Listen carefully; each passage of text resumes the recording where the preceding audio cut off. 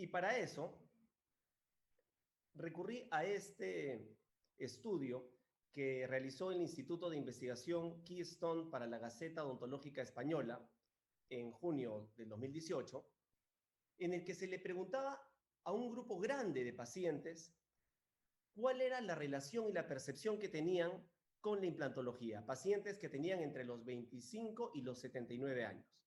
Los resultados fueron bastante interesantes, porque un 19% ya tenía implantes colocados, un 12% tenía planeado colocarse implantes y un 69% no tenía implantes y no tenía planeado colocárselos, probablemente porque no tenían simplemente la necesidad.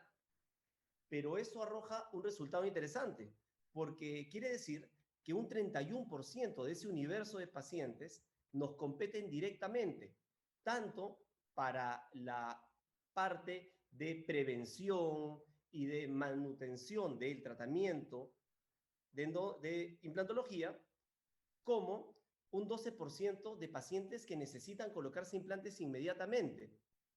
Entonces, tenemos una demanda muy alta que satisfacer, pero una demanda que debe ser satisfecha de acuerdo a los estándares correctos, con una planificación impecable y una ejecución mejor aún.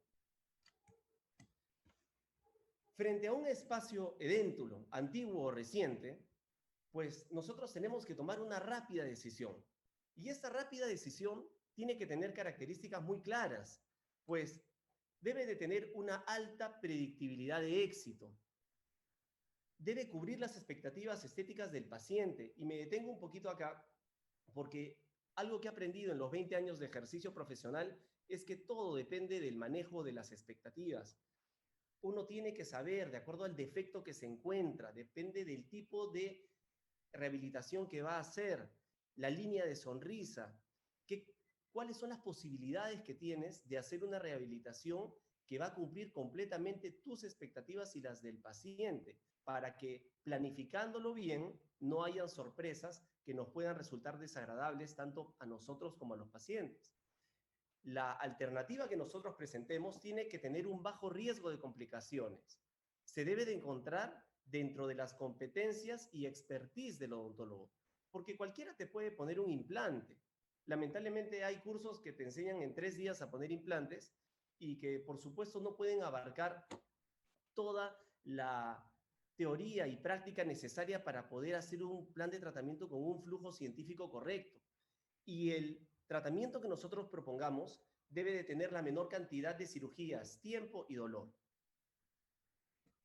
Y si es que nuestro tema es empezar por casos simples, pues me encantaría preguntarles, ¿casos simples? El lecho óseo ideal no es el usual. Prácticamente no existen casos simples. Casos como el que se ven en pantalla, que es una fractura que, como se ve en la radiografía central, no comprometió en absoluto las estructuras de soporte y tenemos un buen reborde óseo con una tabla vestibular y palatina bien corticalizadas y tenemos un hueso medular correcto, el espacio que se debe de mantener hacia vestibular o palatino, hacia mesial o distal, y nos permiten hacer una rehabilitación excelente. Pero eso no es lo usual. Lo usual es una topografía ósea o gingival absolutamente comprometida, y eso lo sabemos todos, pues lo que encontramos son unas pérdidas dentales por defectos óseos muy grandes, por infecciones, y cuando uno abre un colgajo se encuentra situaciones en las cuales no puedes ni siquiera colocar un implante inmediatamente, y todo esto tiene que ser debidamente diagnosticado. Y acá es el momento de detenernos un instante para hacer un simple recordaris de algunos conceptos que estoy seguro todos dominan, pero siempre es bueno tener presentes, porque ¿cuál es una de las razones por las cuales lo usual es la topografía óseo gingival comprometida?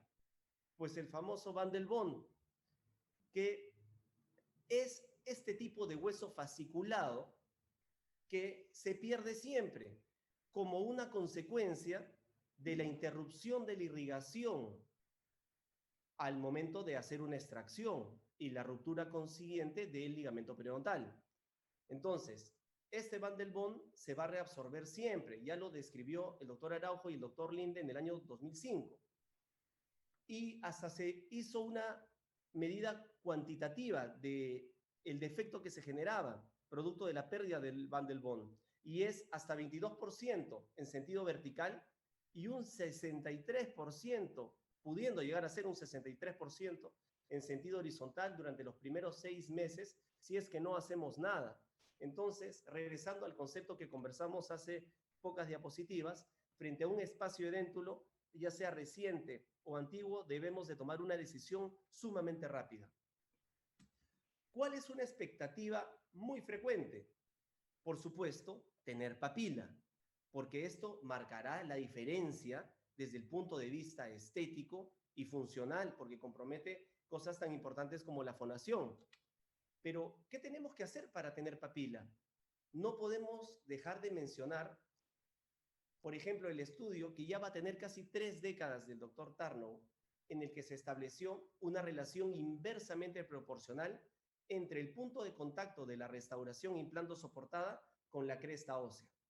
Si teníamos 5 milímetros de separación, podíamos tener papila en un 100% de los casos. Si el número va creciendo a 6 milímetros, baja drásticamente a 56%. Y si el número aumenta a 7 milímetros o más, baja aún más hasta 27%. Entonces, acá hay factores que van a influir decididamente sobre la presencia de la papila, que no necesariamente tienen relación con la parte quirúrgica, sino también con la parte protésica. Un estudio más reciente fue el del doctor Kahn en el año 2003, en el que también relacionó la presencia de papila a una característica ya intraquirúrgica, que es que la presencia de papila también está determinada por la preservación de los picos óseos o crestas óseas interproximales de los dientes adyacentes. Si va a haber algún defecto a este nivel, no tendremos papila.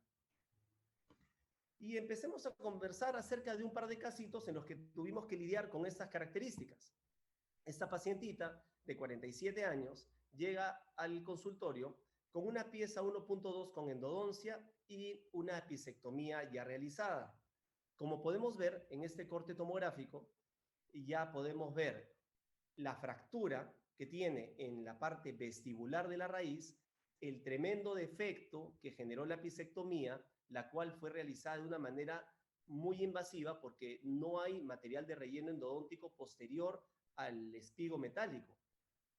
Y nos queda una tremenda cavidad después de esa extracción que muchas veces la sola radiografía periapical no nos muestra. Acá tenemos ya la panorámica que nos muestra a la pieza 1.2 extraída y la radiografía periapical inmediata que le tomé. Acá podemos ver un enrarecimiento del trabeculado. Claro, cierta sombra radiolúcida que nos da una idea de la pérdida ósea, pero yo nunca imaginé que al abrir el colgajo iba a encontrar este tremendo defecto. Por supuesto que la posibilidad de querer hacer un implante inmediato se ve absolutamente complicada con un defecto de esta naturaleza. Entonces procedimos a colocar un injerto óseo y una membrana de colágeno. Suturamos correctamente con sutura de 4 ceros y finalmente, al esperar los 6 meses, logramos que este reborde se convierta en el reborde que ven en la imagen de la derecha, que tiene muchas características de un reborde parecido a lo ideal. Logramos hueso en cantidad y calidad suficiente para hacer una planificación. Acá podemos hacer un comparativo de el antes y después del injerto, y fíjense en las crestas o picos interproximales, estaban presentes. Entonces, colocamos un implante BioHorizons de 3.8 por 12 milímetros, ahí está ya el implante en ubicación final, y una provisionalización inmediata. En ese momento teníamos un esquema de rehabilitación en el cual lo hacíamos con pilares de circonio y una restauración final en IMAX. Este casito vino al consultorio hace muy poco tiempo y le pude tomar una foto de control de 7 años. Y fíjense, 7 años después contamos con la presencia de una bonita papila, estabilidad de tejidos blandos y no he tenido ni siquiera que cambiar la corona. Ese es un caso clínico de éxito que nos da mucha tranquilidad y se hizo una secuencia que, si bien es cierto, toma un tiempo, tiene resultados bastante satisfactorios. Este segundo casito es de un paciente de 42 años que tuvo algo que me imagino que ustedes deben de estar viendo en sus consultas tanto como yo en este año tan complejo. Yo estoy viendo muchísimas fracturas transversales que se generan muchas veces por esta situación de tensión a la que estamos sometidos todos y que en muchos pacientes se traduce como un apretamiento muy intenso. Yo recuerdo que en el año 1990 estudios globales arrojaban que había un porcentaje de pacientes con bruxismo del 10%. Hacia el año 2005, este porcentaje aumentó hasta 25%, lo cual es un salto estadístico sumamente significativo. Y no quiero imaginar cuál será la estadística actual. Pero bueno, regresando al tema, tenemos una fractura transversal, no había nada que hacer, igual, se procedió en la misma cita, realizamos la exodoncia lo más atraumáticamente posible, colocamos minero 0.5 centímetros cúbicos y una membrana de colágeno. Suturamos y conseguimos una buena, o sea, logramos una buena preservación del alveolo. Sin embargo, hay una serie de conceptos que a mí me gusta siempre tomar en cuenta, sobre todo cuando el paciente es joven, porque es diferente ponerle un implante a un paciente de 40 años que a uno de 80. Yo me sentía cómodo poniendo un implante de 12 milímetros de largo y para eso realicé un procedimiento que ustedes conocen perfectamente, que es el levantamiento de seno maxilar por acceso crestal. Este es el kit que tenemos en la clínica y a mí me gusta mucho, aun cuando no he tenido la ocasión de poner este tipo de implantes, pero este kit de levantamiento de seno me funciona muy bien porque tiene una sola fresa cortante, que es la inicial, y todas las demás fresas son de punta activa Roma. Por lo tanto, se disminuye al máximo la posibilidad de un desgarro de la membrana del seno maxilar y todo el sistema es con topes, tanto las fresas como los profundímetros, los compactadores, todo es con tope, por lo tanto es un muy buen sistema que recomiendo, me gusta mucho. Acá tenemos la foto del procedimiento cuando estábamos haciendo este abordaje crestal y el implante colocado, un 3.8x12, también fue un BioHorizons de los que tienen tratamiento de LaserLock, que tienen estos efectos de organizar adecuadamente las células óseas y los tejidos y también las células epiteliales. Acá tenemos el implante en su ubicación final y una provisionalización inmediata. Sabemos que la provisionalización inmediata nos trae grandes beneficios en relación al perfil de emergencia futuro de nuestra rehabilitación, pero por supuesto que se tiene que poner, a mí me gusta ponerlos en anoclusión y con una serie de recomendaciones al paciente. Unos meses después, acá tenemos el finalizado con una corona IMAX sobre pilar de circonio. Igualmente podemos observar que se logró la papila y la estética fue bastante aceptable y tanto el paciente como el dentista terminaron muy contentos. Acá tenemos un control de los 4 años en los cuales se establece claramente que se mantiene la salud periimplantaria y la estabilidad de los tejidos alrededor de la rehabilitación. Ahora me gustaría pasar a un caso que ya tenga un poquito más de nivel de complicación. Este es un caso reciente. Es un caso del 2020, que viene una paciente con una frustración. Ella tuvo que perder, por motivos que no llego a determinar, la pieza número 2.5. Y el tratamiento planteado por su anterior odontólogo fue una corona que se apoye en los dientes adyacentes como con incrustaciones inline, porque le mencionaron que no tenía espacio para colocar un implante. Bueno, el resultado fue que hizo una caries muy grande en la pieza 2.4 y una carie mediana en la 2.6. Y perdió el provisional. Inmediatamente procedimos a hacer un estudio tomográfico, a ver cuál era la realidad de esta imposibilidad de colocar un implante. Es importante entonces revisar el concepto, ¿no? ¿Cuál es la distancia mínima que tiene que haber entre un diente y un implante?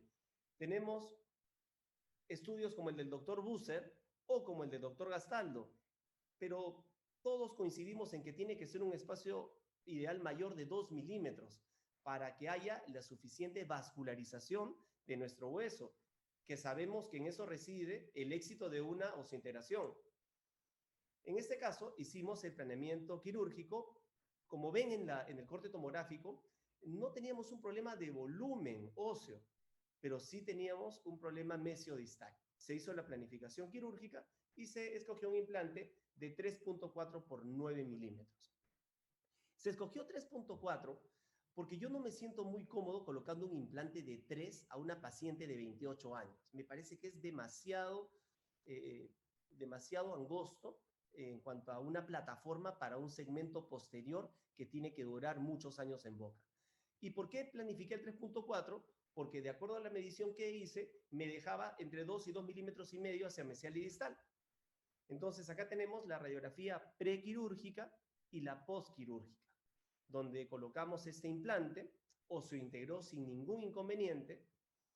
Entramos ya, estos son casos desde el 2019, donde ya entramos de lleno al flujo digital para toda la parte de rehabilitación también. Como ustedes pueden ver en la imagen de la izquierda, tenemos el pilar tallado en un espacio bastante centroide en relación a la zona edéntula, y en la foto de la derecha podemos evidenciar cómo es la estructura que va a ser fresada de circonio presinterizado, el diseño 3D y finalmente la colocación de la corona.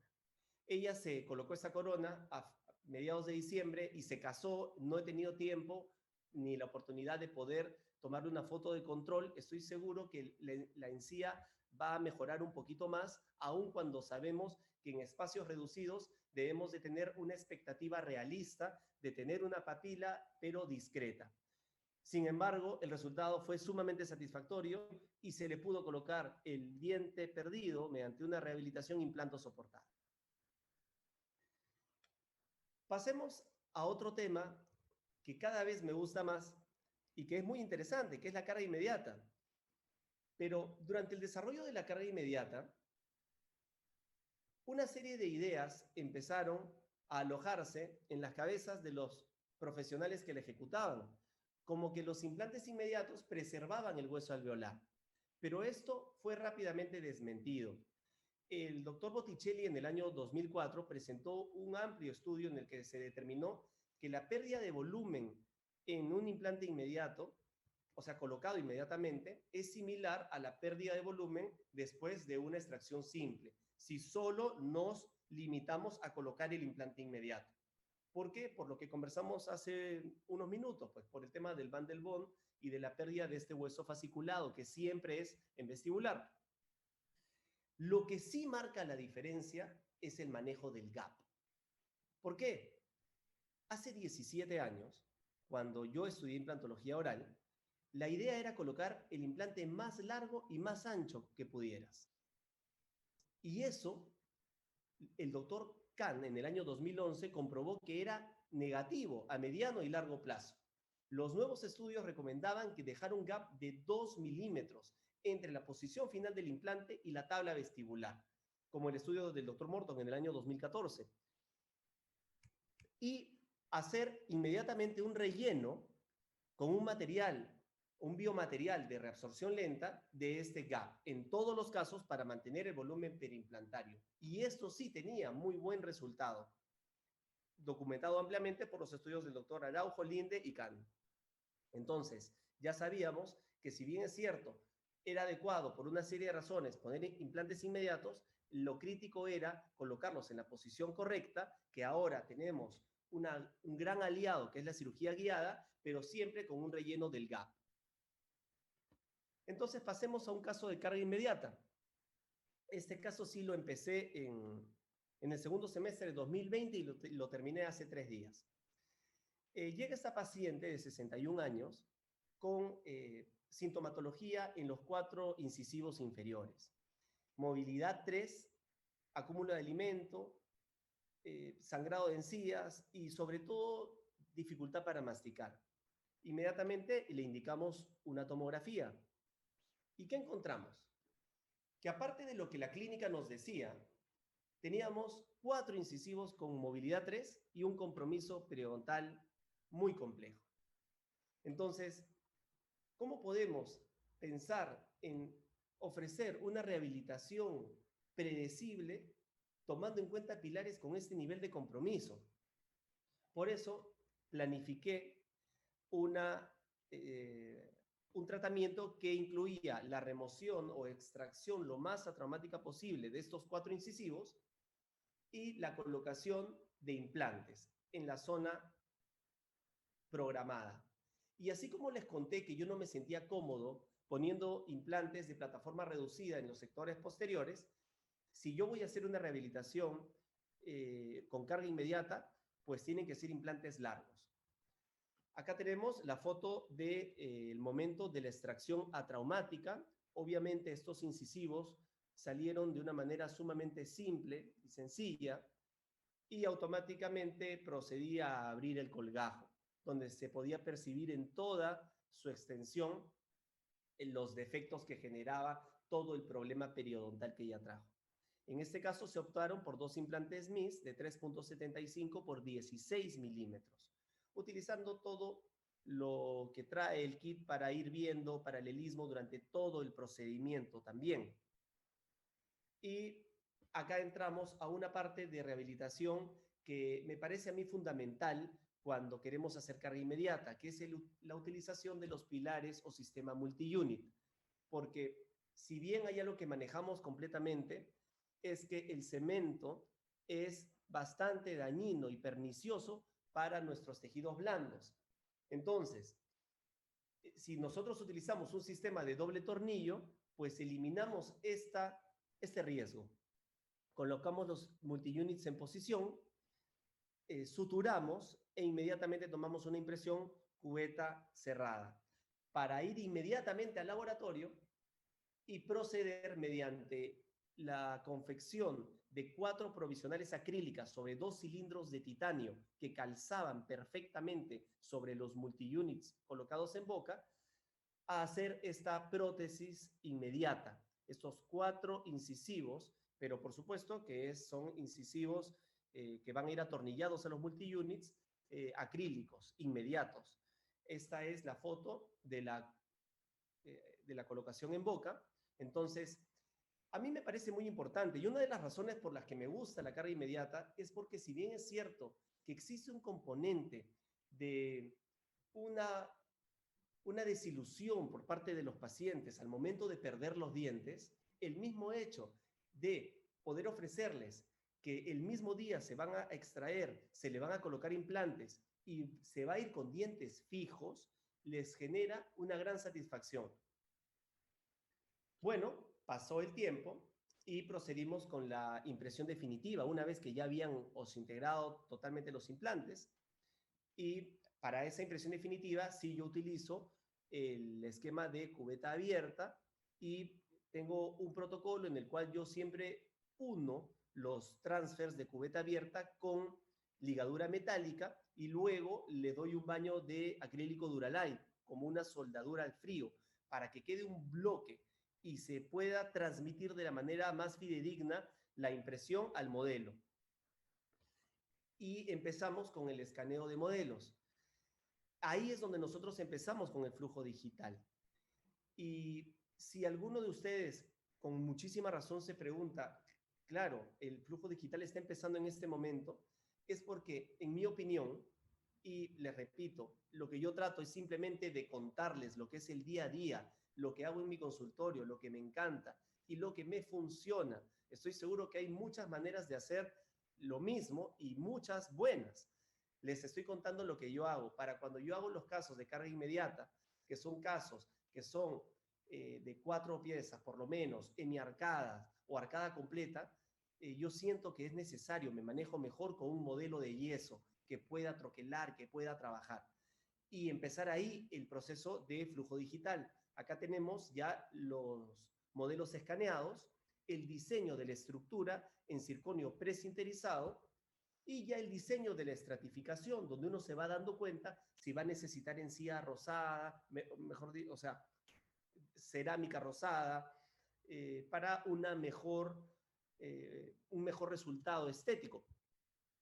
Acá tenemos ya el día, esto fue anteayer, le puse los dos pilares multi-units, los multi-units se torquean en 30 newtons, y luego coloqué ya la estructura que es en circonio, y este circonio viene estratificado en vestibular con cerámica feldespática.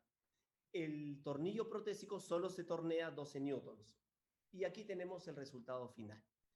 Un resultado que nos llenó de alegría. Podemos ver que en este caso necesitamos echar mano de la cerámica rosada, lo cual no es ningún problema, porque muchas veces los defectos lo requieren. Tanto así que en Nueva York mucho hablaban y dedicaban clases enteras a lo que ellos denominaban the white aesthetic and the pink aesthetic, porque determinaban clases completas para ver todas las características positivas que debían lograrse con la cerámica blanca en relación a las tonalidades, caracterización, translucidez, color, como que también se esmeraban muchísimo para obtener una estética en la cerámica de color rosado.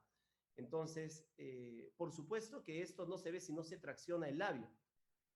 Esta es la línea de sonrisa de la paciente, la cual se fue sumamente contenta el día martes.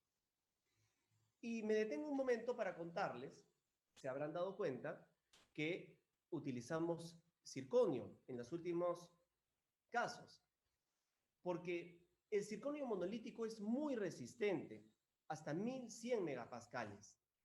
Tiene una elevada resistencia a las fracturas, nos brinda translucidez y dispersión de luz, nos permite estratificar por vestibular con cerámica feldespática, es biocompatible, es ligero. En una primera etapa yo recuerdo que muchas arcadas se hacían con una estructura sobre pilares calcinables y se hacía una estructura de metal y luego se acrilizaba y se atornillaba. Estéticamente quedaba muy bien el primer año, pero nosotros sabemos cómo es la vejez del acrílico, de los dientes de stock, y entonces era poner un tratamiento sumamente sofisticado desde el punto de vista quirúrgico y poner un tratamiento bastante limitado desde el punto de vista protésico. Bueno, el circonio en realidad tiene una extraordinaria predictibilidad y no le encuentro mayor incidencia con problemas de fracturas. Pasemos a nuestro quinto caso del día de hoy. Este casito sí era bastante complejo. Llega esta pacientita de 61 años, una empresaria de mucho éxito, pero llegó muy triste al consultorio porque llegó, como ven en la foto de la derecha, con provisionales en acrílico que se movían. 3 provisionales, 2 semiarcadas superiores y la parte anteroinferior. En su radiografía panorámica podemos ver cuál era el problema. Había perdido una serie de piezas y ya no era sostenible una rehabilitación dentosoportada. Pero esta pacientita tiene una enfermedad autoinmune, que es el lupus eritematoso, el cual tenía picos relativamente frecuentes de aparición, y por lo tanto su odontólogo tratante le dijo: tú no eres candidata para implantes. La verdad es que nosotros manejamos claramente conceptos que estoy seguro que ustedes los dominan mejor que yo, que existen contraindicaciones absolutas para los implantes, como un tabaquismo no controlado, el haber sido irradiado en los últimos 2 años, que genera que haya una performance celular ósea diferente, que no ayude a una buena osseointegración, o un paciente psiquiátrico que no va a colaborar ni con el proceso quirúrgico ni con el proceso de rehabilitación. Pero esas son las contraindicaciones absolutas, y luego tenemos una lista de contraindicaciones relativas, dentro de los cuales están las enfermedades autoinmunes, la diabetes, etcétera, etcétera. Pero me pareció que le podíamos dar una oportunidad.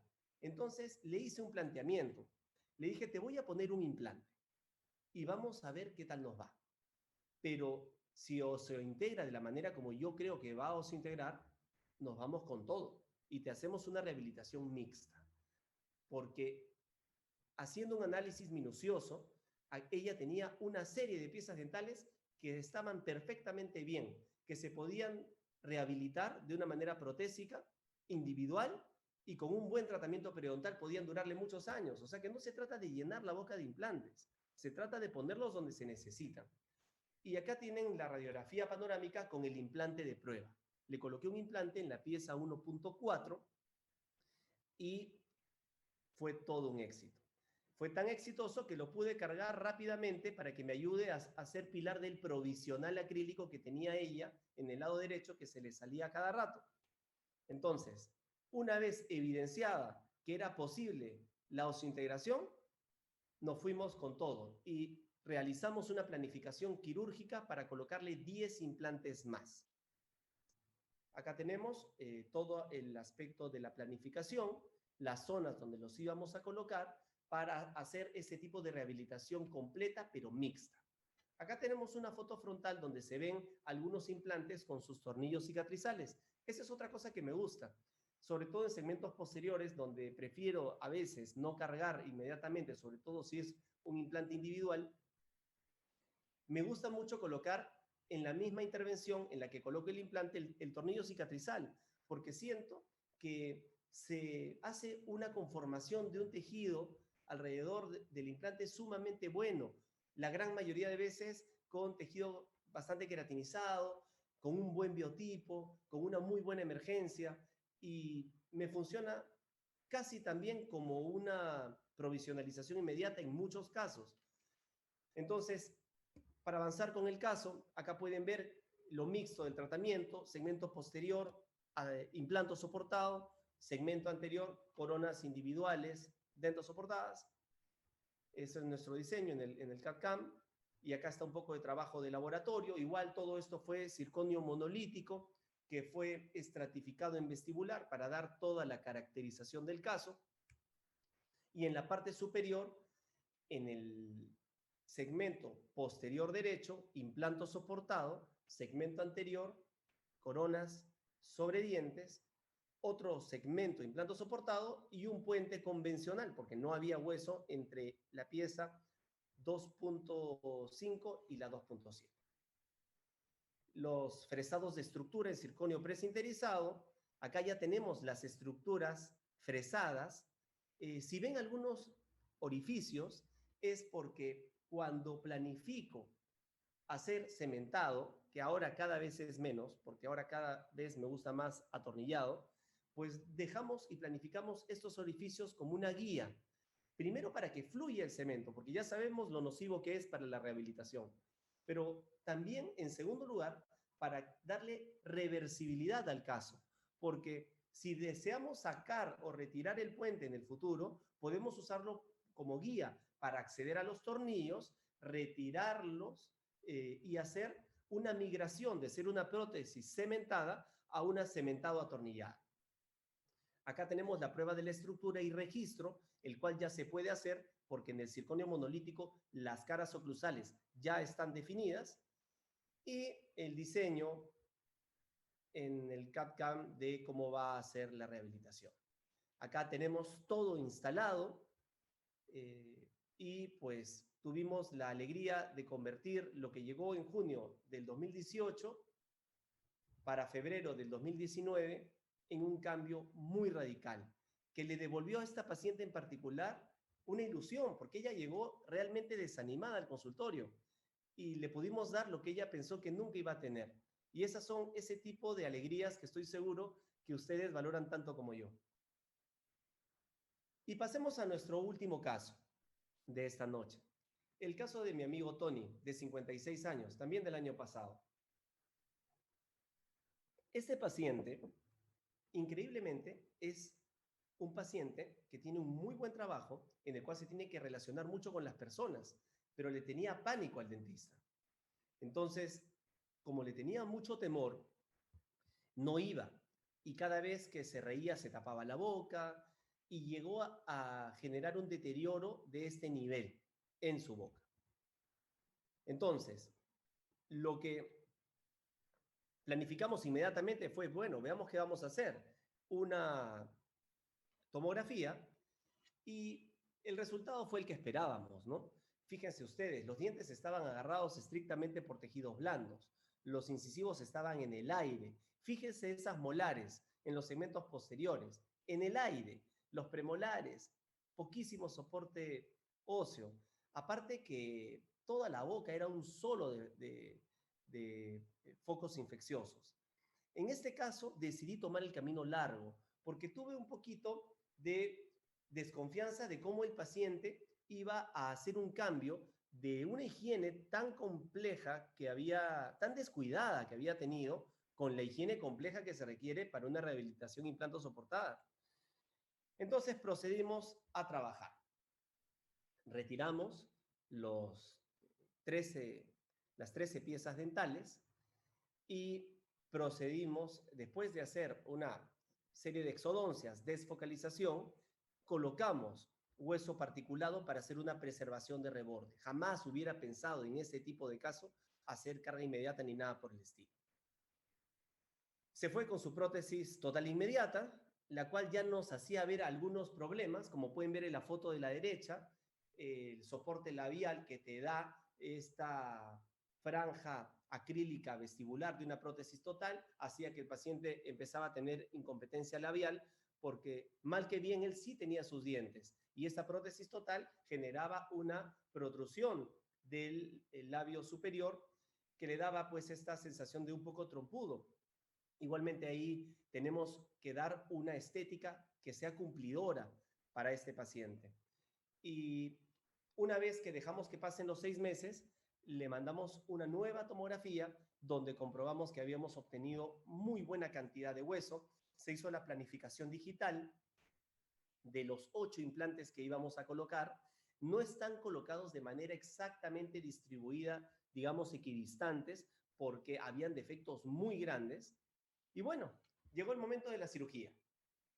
Yo estaba feliz, ya tenía un reborde absolutamente saludable, tenía todos mis implantes listos. Yo siempre tengo una fila de implantes que son los que voy a colocar, una segunda fila que son los alternativos, si es que las cosas cambian, porque sabemos que en la cirugía a veces las cosas cambian.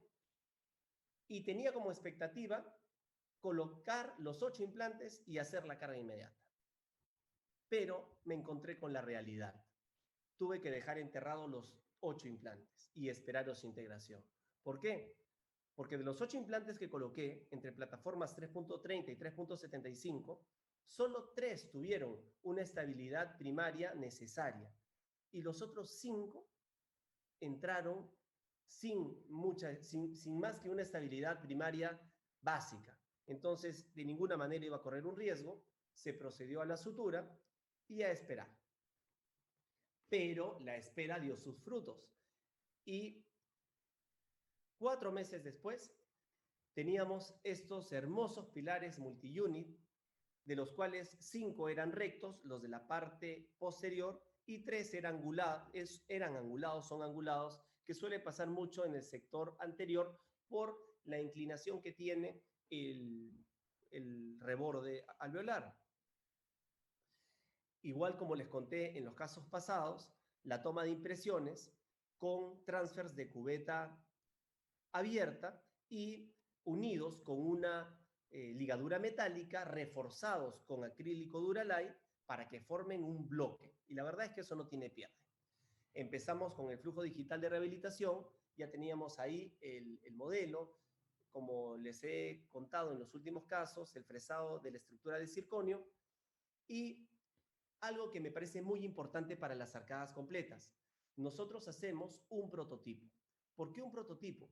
Porque antes de pasar a fresar todo un disco de circonio, hacemos un diseño en acrílico para probarlo en boca y poder ver cosas tan importantes como dimensión vertical, necesidad de cerámica rosada, fonación, una serie de aspectos importantísimos.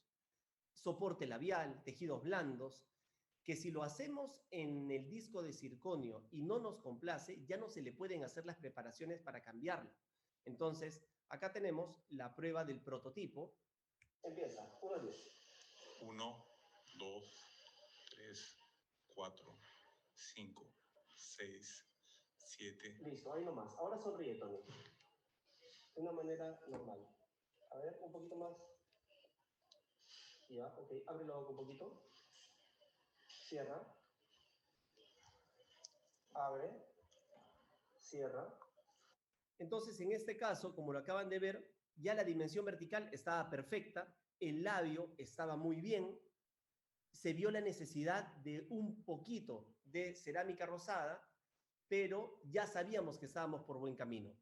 Le enseñamos al paciente el prototipo, por supuesto que es súper amarillo, no se ve ese tema, es simplemente para que vea forma, volumen, y nos vamos dando cuenta de situaciones como por ejemplo que acá la línea media estaba totalmente desviada hacia el lado izquierdo.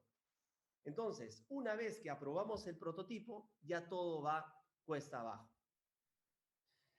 Pasamos a el fresado de la estructura de circonio monolítico, listo para estratificar, y obtenemos esta belleza, que es una estructura de arcada completa en circonio monolítico, estratificado, con mucha habilidad por nuestros técnicos, y que tenía un poquito de cerámica rosada, que el día de la instalación se veía como lo pueden ver. Fíjense, por favor, en la adaptación de la estructura con los tejidos blandos del paciente. Y nuevamente, logramos este cambio de noviembre 2019 a noviembre 2020. Este caso sí duró un año, pero créanme que aparte de volverse amigos con los pacientes por ese tipo de tratamientos largos, nos llena de satisfacción generar estos cambios. Y esa es la sonrisa de Tony el día de hoy, quien ahora no se tapa la boca al sonreír.